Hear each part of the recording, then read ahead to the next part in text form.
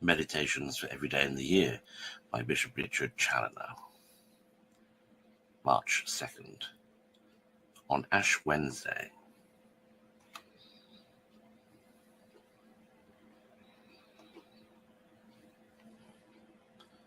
Consider first how God calls upon us by his prophet in the lesson of this day.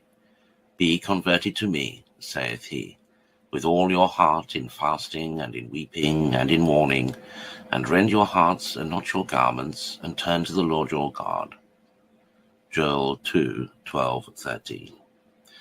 Christians, hearken to this summons from heaven.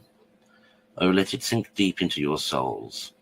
And if this day you hear the voice of God sweetly inviting you, turn to him in good earnest. Now at this holy season harden not your hearts, lest provoked by your impenitence he turn away from you, and you die in your sins. Oh, let us repeat and amend, as we are admonished by the Church on this day, whilst we have time, lest being overtaken by death, which is ever following at our heels, we should seek for time of penance, and not be able to find it. Consider, secondly, the meaning of the ashes which are put on our heads this day with these words. Remember that thou art dust, and into the dust thou shalt return. Sackcloth and ashes were the ancient habit of penitence. The Ninevites, by fasting in sackcloth and ashes, found mercy. Let these ashes, then, which we receive on our heads at the beginning of this penitential fast, be a lesson to us to enter upon it with a like penitential spirit. They are an emblem of contrition and humility. Let us receive them with a contrite and humble heart. They are also a remembrance of our mortality, of our frail composition, and of our hasty return to our Mother Earth. Oh, let us think well on this, and renounce henceforward our unhappy pride and presumption.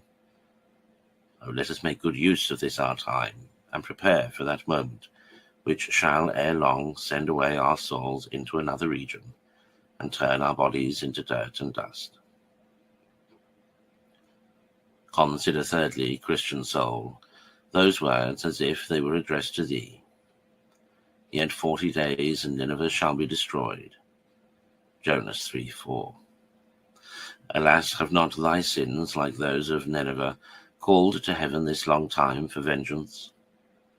And hast thou not too much reason to fear, lest the mercy which thou hast so long abused should now quickly give place to justice, and should suffer thee to die in thy sins? Perhaps this is the last reprieve that God will grant thee.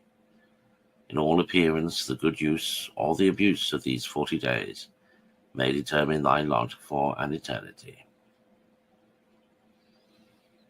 Conclude then to spare no pains to avert the judgment that hangs over thy head, and so spend these 40 days of reprieve in suing for mercy, after the manner God has appointed, that is, by fasting, weeping, and mourning, that thou mayest effectually find it.